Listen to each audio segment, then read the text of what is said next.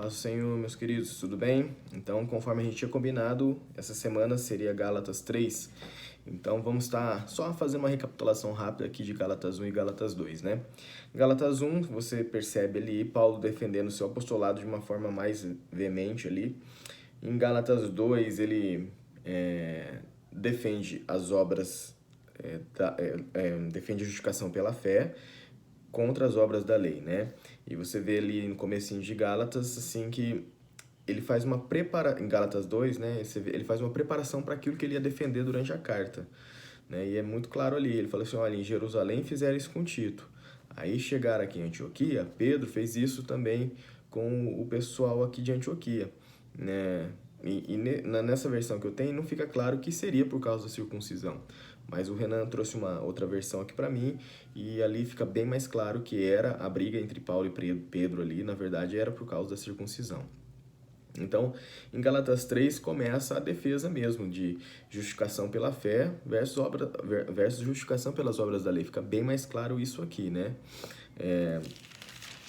E já no começo de Gálatas 3, ele dá uma chamada ali mais pesada com o povo de Gálatas, né? Chega com os dois pés no peito, chama assim, ó, Gálatas insensatos, né? Ele chega já dando uma pesada no peito. Ó Gálatas insensatos, quem vos fascinou a vós outros, ante cujos olhos foi Cristo Jesus exposto como crucificado? Né? Ele está dizendo assim, olha, quem que enganou vocês? Quem que tem enganado vocês? Vocês viram Cristo sendo crucificado, vocês viram ele sendo exposto na cruz. Quem que tem enganado vocês? Eu creio ser uma pergunta retórica porque Paulo, ele sabia muito bem quem havia feito aquilo, né? Que eram os mesmos judaizantes que queriam circuncidar Tito lá em Jerusalém, os mesmos que, os da mesma religião, os da mesma fé, né? Os judaizantes que também fizeram isso em Antioquia e agora estavam fazendo na região da Galácia, né? Então ele sabia muito bem quem era, né? Mas era uma pergunta mais para dar um peso ali naquilo que ele estava querendo argumentar, naquilo que ele estava querendo defender contra os Gálatas, né? E aqui você percebe que ali ele já começa a falar um pouco sobre a doutrina da redenção, né? E que a redenção veio através da morte e ressurreição de Jesus Cristo. Então, ele já começa a dar uma introdução a essa redenção, né? No versículo 2, né, ele coloca em xeque a forma com que os Gálatas haviam recebido o Espírito Santo, né? Ele faz umas perguntas assim, olha, recebeste o Espírito pelas obras da lei ou pela pregação da fé? Né? Tendo começado no Espírito, vocês já sois assim insensatos, que tendo começado no Espírito, ó, estejais agora vos aperfeiçoando na carne? Vocês, em vez de evoluir, estão regredindo, vocês começam no Espírito, aí agora vocês querem fazer as obras da carne, vocês estão no Espírito, agora vocês querem cumprir com a lei, né? Como assim? Vocês nunca cumpriram, né? Os gentios não haviam cumprido, né? Nunca cumpriram as obras da lei, e agora que se converteram ao cristianismo, estão querendo cumprir com as obras da lei? Então, isso não é necessário, né? Vocês nem sabiam, né? Provavelmente, nem poderiam saber, mas nunca cumpriram. Né? E quando se converte ao cristianismo, começam a querer cumprir as obras da lei, né? Então, vocês estão regredindo, não estão progredindo. E ainda diz assim, ó, aquele que, pois, vos concede o Espírito, que opera milagres entre vós, porventura o faz pelas obras da lei ou pela pregação da fé? Cristo, que concedeu o Espírito Santo a eles, faz pelas obras da lei ou pela pregação da fé? Se fosse pelas obras da lei, isso já teria acontecido, né? Porque há quanto tempo já não existia a lei de Moisés, né? E somente o Espírito foi recebido depois que Cristo morreu e ressuscitou, e os cristãos de Jerusalém começaram uma campanha ali, né, de oração, louvando e adorando ao Senhor, aguardando o cumprimento da promessa. Lembrando que quando Paulo pergunta aos Gálatas isso, né, quando você lê em Atos 2 ali, vamos ver lá, Atos 2, a descida do Espírito Santo, Atos 2, a partir do versículo 7, você percebe ali, né, que, eu vou ler para vocês para ficar mais claro. Estavam, pois, atônitos se admirando e dizendo, vede, Não são porventura os galileus, todos esses que aí estão falando? E como os ouvimos falar cada um em nossa própria língua materna? E somos partos, medos, elamitas e naturais da Mesopotâmia, Judéia, Capadócia, Ponto e Ásia, da Frígia, da Panfilha, do Egito, das regiões da Líbia, das imediações de Cirene e romanos que aqui residem. Tanto judeus como prosélitos, cretenses e árabes, como os ouvimos falar em nossas próprias línguas as grandezas de Deus, né? Lembrando que o recebimento do Espírito, quando houve ali em Jerusalém, nos dias de Pentecoste, a descida do Espírito Santo, alguns da Galácia estavam lá também, né? Porque essa região ali, quando se refere a Frígia, Capadócia, Panfilha, Ponto, regiões que estão na Galácia ali, são regiões que cercam, se não são a mesma região, são regiões que cercam a Galácia. Então, provavelmente, haviam alguns da Galácia no dia de Pentecostes ali em Jerusalém, e eles viram a pregação de Pedro, provavelmente alguns se converteram, né, a Cristo naquele dia, né, porque eles viram um milagre, né, como que aqueles homens que não sabiam a língua deles estavam falando na sua língua materna. Então foi só o poder de Deus, um milagre de Deus mesmo, né. Então, Paulo, quando ele está fazendo essa pergunta, provavelmente ele está se referindo não somente àquilo que ele havia ministrado, aquilo que eles haviam recebido quando Paulo, na sua primeira viagem missionária, chega à Galácia e faz, né? E prega, e ministra, e há o batismo com o Espírito Santo, com certeza, né? Porque ele pergunta sobre isso. Então, não é somente aquilo que eles vivenciaram com Paulo há pouco tempo, é aquilo que eles viram através também de Pedro e os discípulos lá em Jerusalém, né?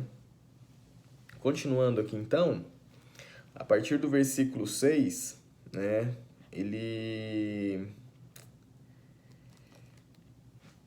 a partir do versículo 6 a gente percebe que Paulo começa a argumentar, né? Então, utilizando a experiência de Abraão, a vida de Abraão, para argumentar que a justificação vem pela fé, né? E já no versículo 6 ali, ele diz assim: é o caso de Abraão que creu em Deus e isso lhe foi imputado para a justiça.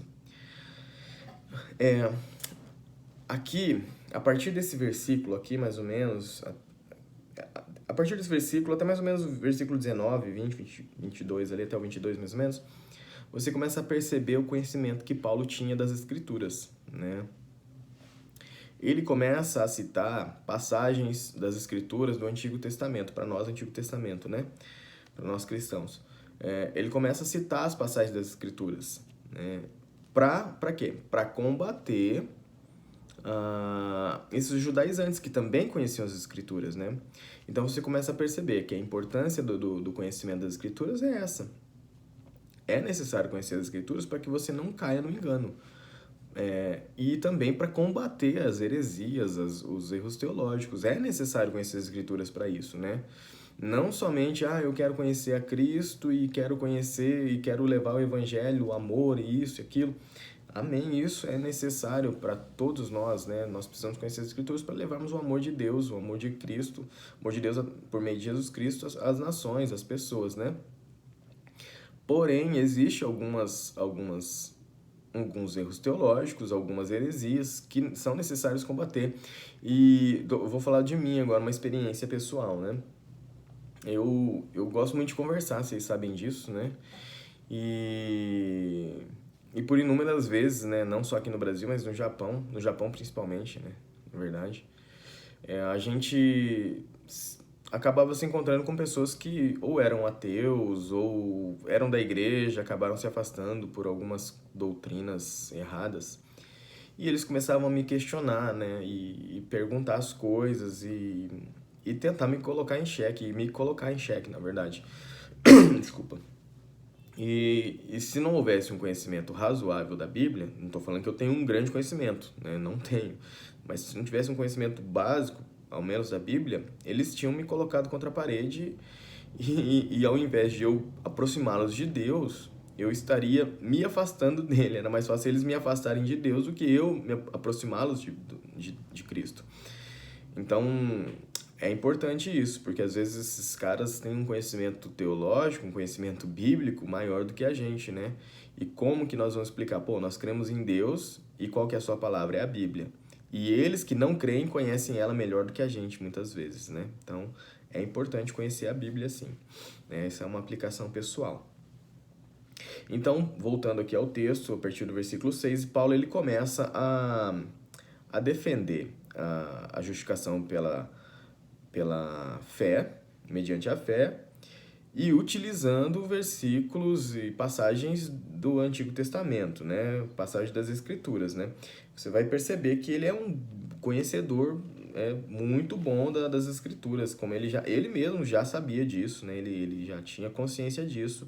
Então, aproveitando todo esse conhecimento, ele vem confrontar os judaizantes, né? Os gentios através disso, né? Você percebe isso assim, ó, no versículo 6, ele cita Gênesis 15:6. Vamos só abrir rapidinho esse daqui, depois os outros eu não vou abrir, mas só vou deixar o versículo ali, Gênesis 15:6, vamos lá. Gênesis 15:6.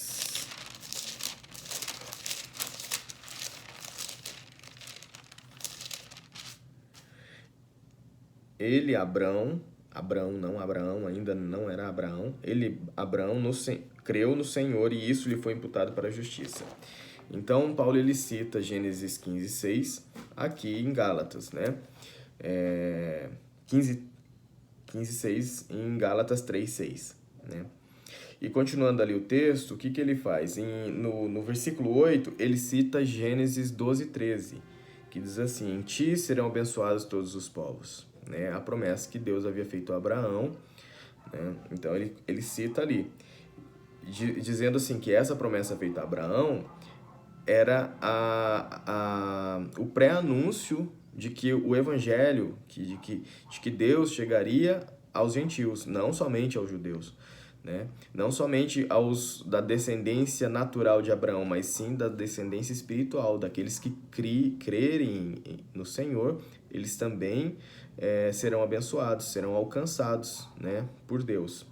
Então é o pré-anúncio do evangelho a Abraão. No versículo 10, que diz assim: maldito todo aquele que não permanece em todas essas coisas escritas no livro da lei para praticá-las. Ele cita Deuteronômio 27:26. E no versículo 11, ele cita Abacuque 2:4, que diz assim: o justo viverá pela fé.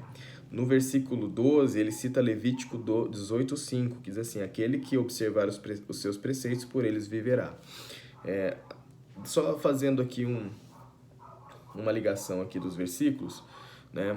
Paulo está querendo, de certa forma, também pesar sobre eles isso, né?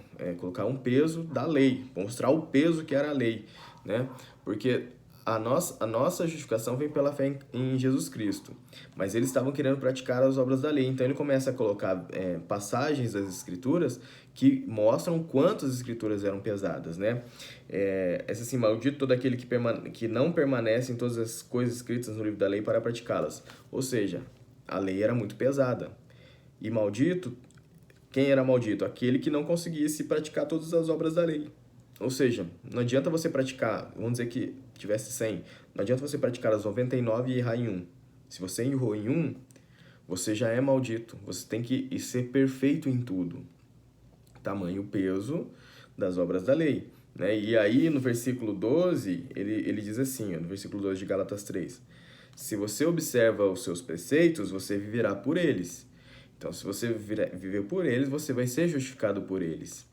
O que Paulo estava querendo dizer aqui? Olha, Cristo já venceu e nós somos justificados mediante a fé nele. Isso é graça, isso vem de Deus e é graça. Né? As obras não justificam ninguém. Né? Ele não está falando eu creio assim que Paulo ele não está querendo dizer assim que não era para cumprir com as obras da lei. Né? Até em outros versículos ele diz assim, ele é aquele que come carne, não critica aquele que não come, aquele que faz isso, não critica aquele que não faz isso, entendeu? Porque todos que fazem, o fazem para Deus. Ele não está ali, de repente, criticando você fazer ou querer cumprir com aquilo, mas como ele está criticando você querer cumprir aquilo como se aquilo fosse parte da sua justificação, né?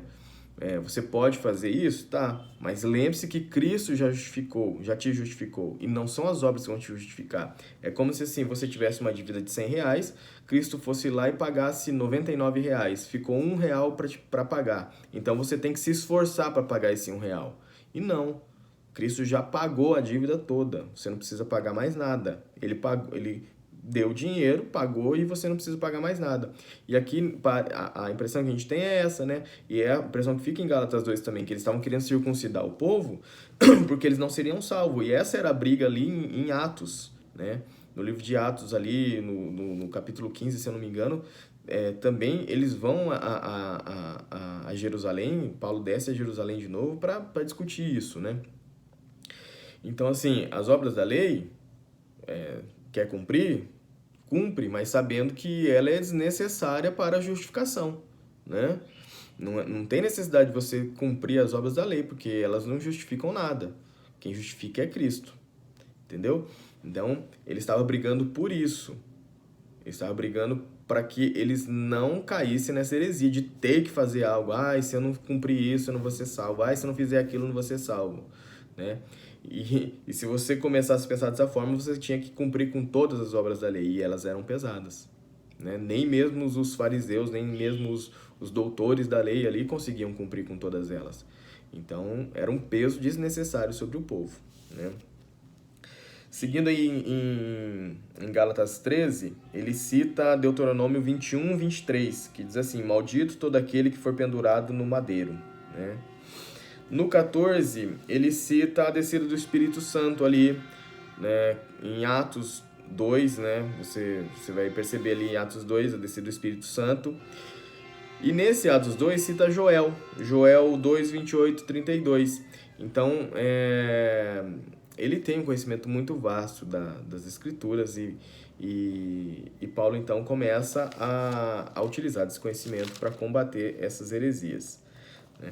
Então, em Atos 2, 17, diz assim: e acontecerá nos últimos dias, diz o Senhor, que derramarei do meu espírito sobre toda a carne, e vossos filhos e vossas filhas profetizarão, e vossos jovens terão visões, e sonharão os vossos velhos. Tem mais a questão da profecia ali de Joel, mas ele cita essa descida do Espírito Santo, onde Pedro cita o cumprimento da profecia de Joel, né? Joel 2, 28 ao 32. E só um ponto de interrogação aqui que eu queria deixar para vocês, né? Pedro, quando ele cita essa passagem de Joel, ele diz assim, olha, mas o que ocorre é que foi dito por intermédio do profeta Joel, e acontecerá nos últimos dias. Eles estavam vendo os últimos dias já naquela época. Porque esse aqui, Pedro está falando assim, ó, esse aqui é o cumprimento da profecia de Joel. E acontecerá nos últimos dias. Fica aí esse ponto de interrogação na cabeça de vocês. Eu também não sei explicar muito bem isso. Vamos estudar e vamos nos aprofundar nisso, né?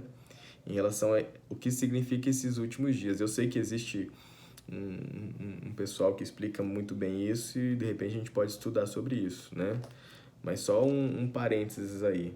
Desde aquela época já eram os últimos dias. Amém?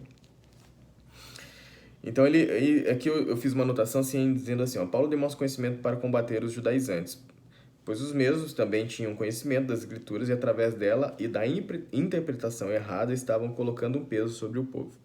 Então assim, ó, outra coisa, não adianta você ter um conhecimento das Escrituras se você não ora, se você não busca no Espírito Santo uma revelação dela, né? Porque você vai trazer a palavra para aquilo que te agrada, né? Você, como assim, aquelas pessoas que usam assim, tudo posso naquele que me fortalece, né?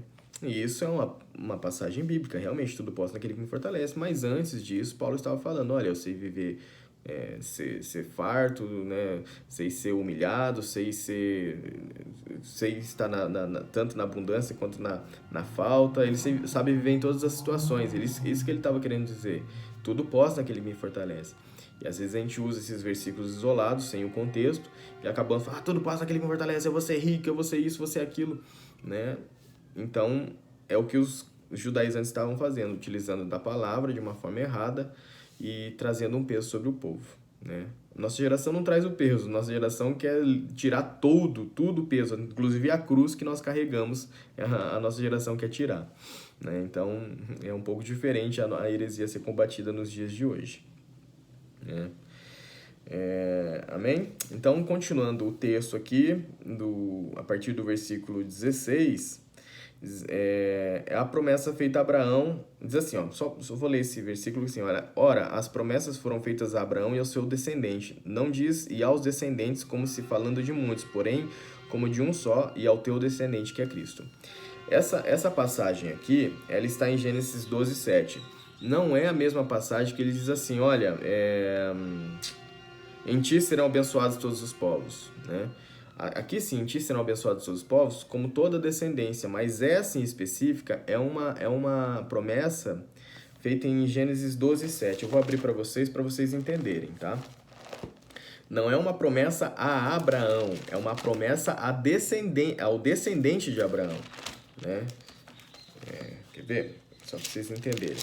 Não é uma promessa feita a Abraão e a sua descendência, mas sim diretamente a um descendente, que era Cristo. Apareceu o Senhor a Abraão e lhe disse, darei à tua descendência esta terra. Então, é uma promessa diferente.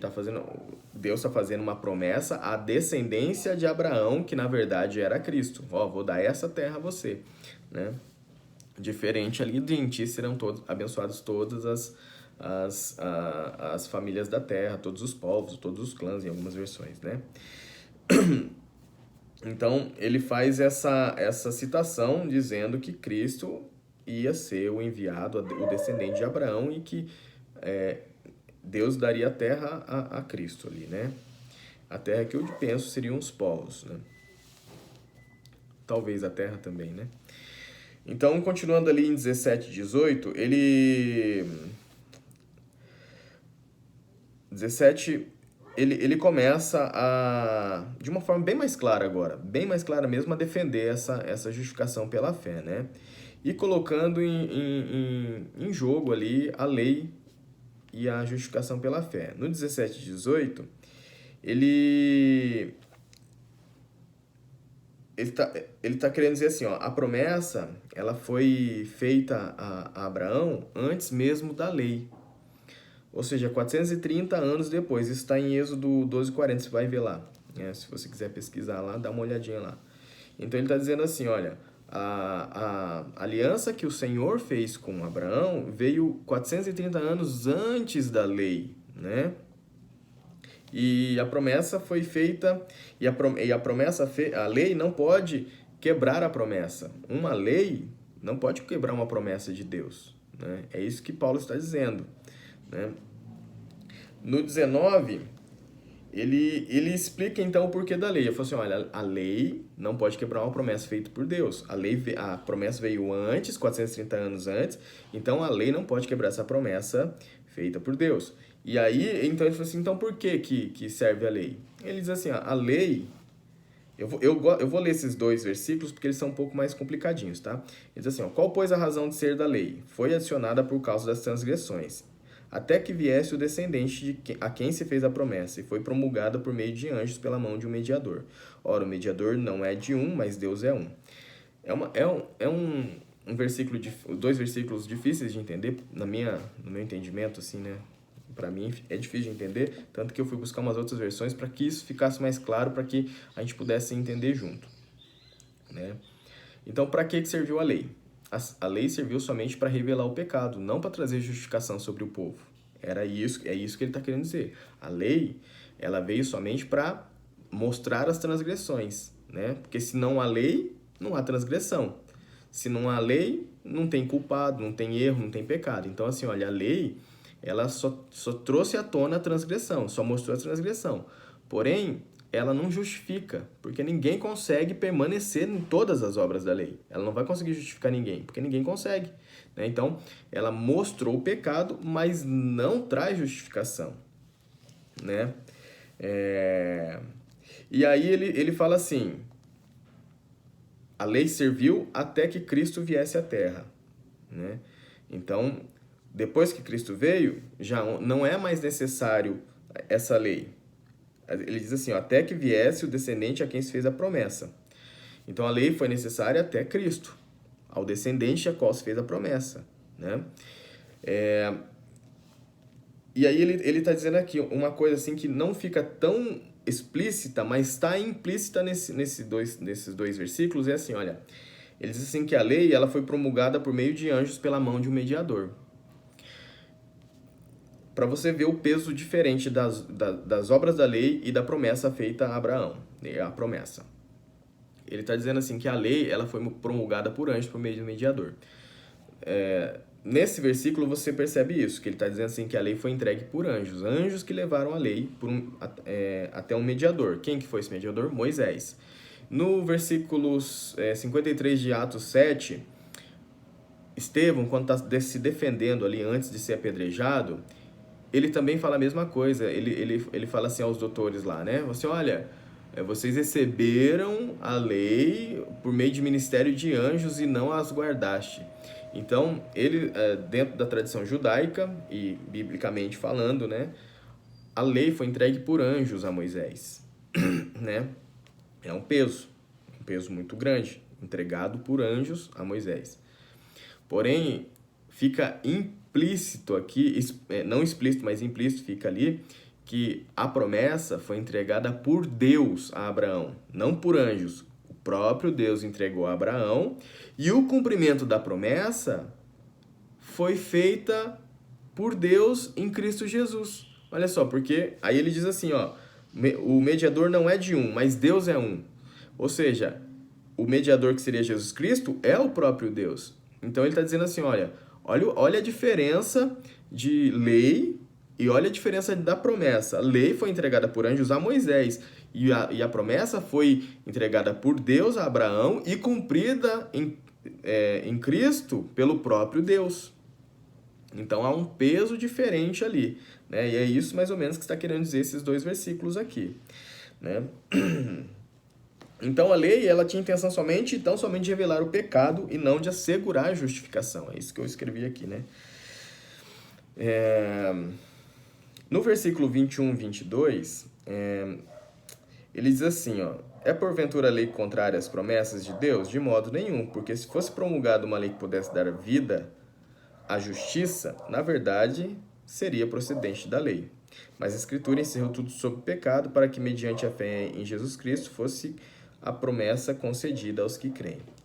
A lei, ela é contrária às promessas? Não, né? Ele está dizendo que não é, de modo nenhum. Porque se houvesse uma lei que pudesse dar a vida, então ela seria justificação por obras da lei, né? Só que, eu vou falar uma coisa que vai parecer um pouco estranho, vai soar um pouco estranho, mas para que vocês pudessem entender.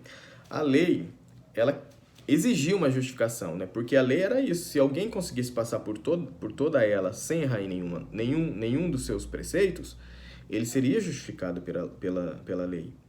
Mas ninguém conseguia fazer isso, né? Ela exigia uma justificação, então, de certa forma, a lei apontava para Cristo. Por quê? Porque Cristo foi o único que conseguiu passar por toda a lei sem errar, né?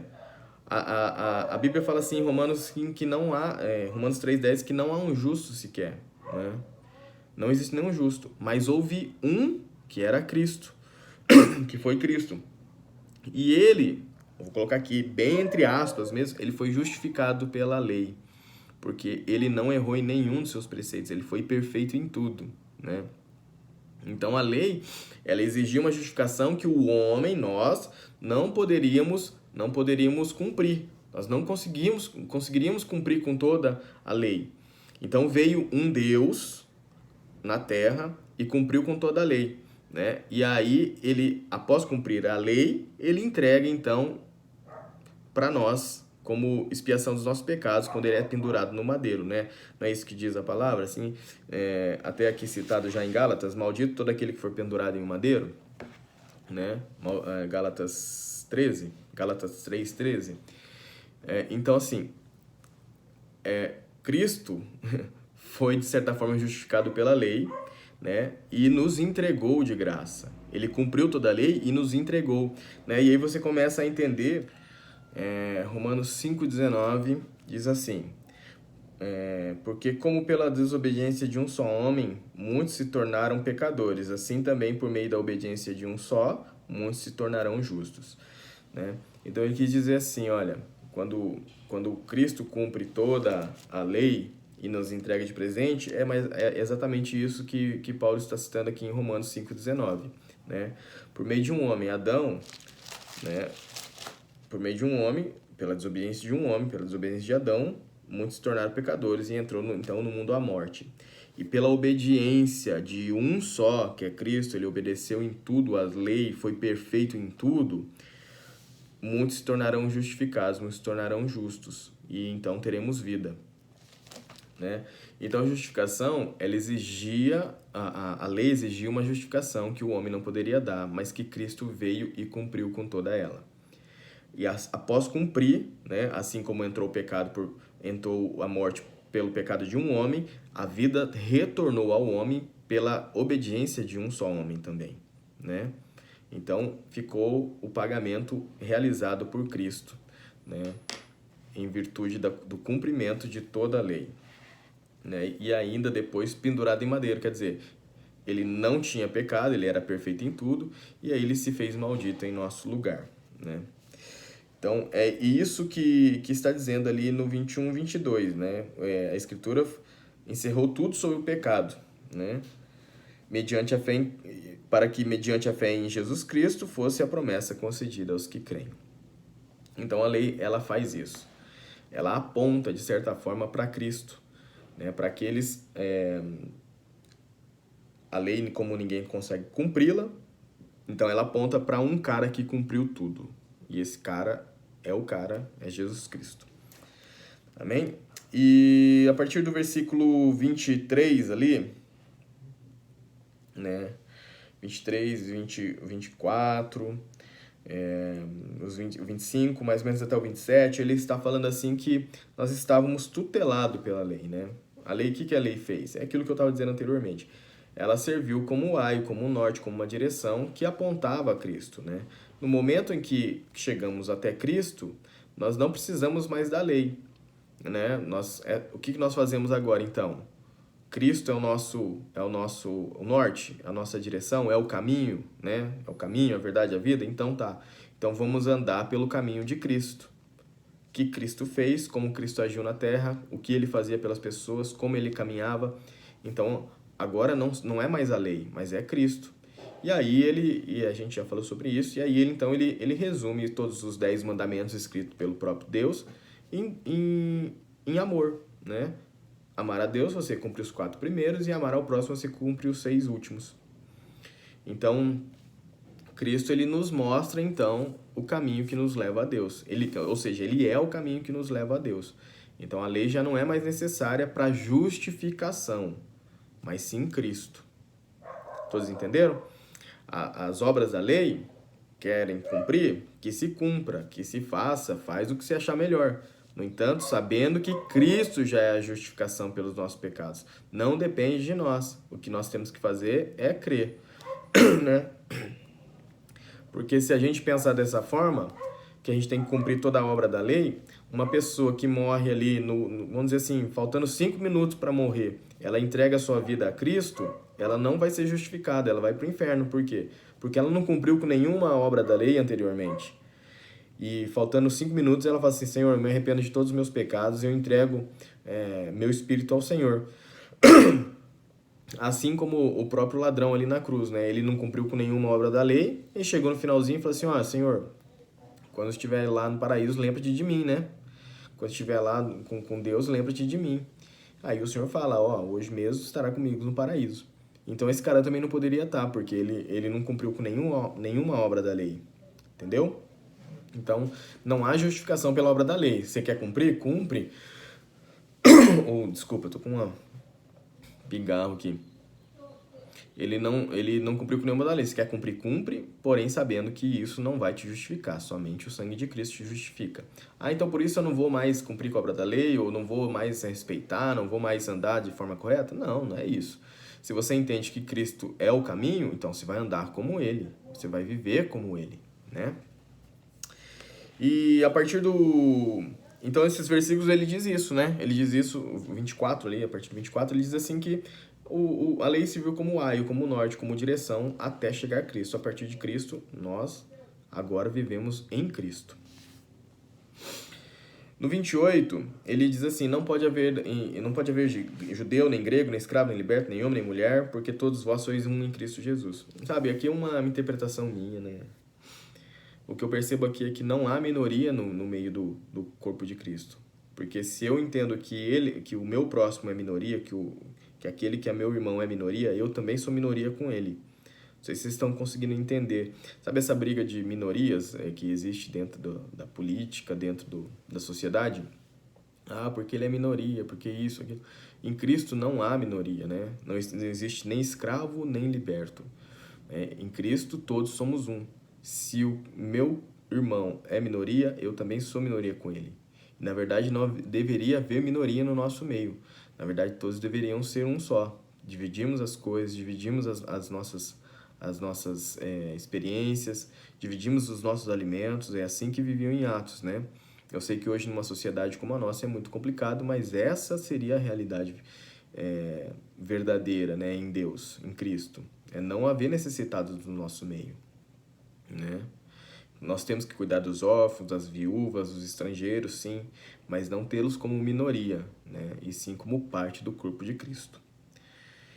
E encerrando ali, Paulo diz assim que se sois de Cristo, também sois descendentes de Abraão e herdeiros segundo a promessa. Então, se você é de Cristo, se você crê em Cristo, você também é descendente de Abraão, não somente aqueles que vêm de uma descendência natural, né, que tem o DNA realmente de Abraão, que são descendentes de Abraão, mas aqueles que creem em Cristo, porque assim como Abraão foi imputado justiça pela fé, em nós também, pela fé, será imputado justiça. Pela fé em Cristo, nos será imputado como justiça. Então, nós também somos herdeiros em Cristo da promessa. Tá bom? Meus queridos, é um pouco complicado essas questões de lei, obra da lei e graça mediante a fé em Cristo Jesus, justificação por isso. Porém, nós vamos falar muito sobre isso nos outros livros também. Tá bom? Deus abençoe vocês.